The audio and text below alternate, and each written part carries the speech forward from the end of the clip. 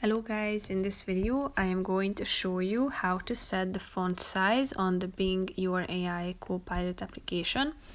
But first I just want to mention, don't forget to subscribe to my channel because at 10,000 subscribers I am going to show you my whole YouTube revenue statistics and growth strategy, how to make money online. Now let's jump into it. First of all, open the application on your phone.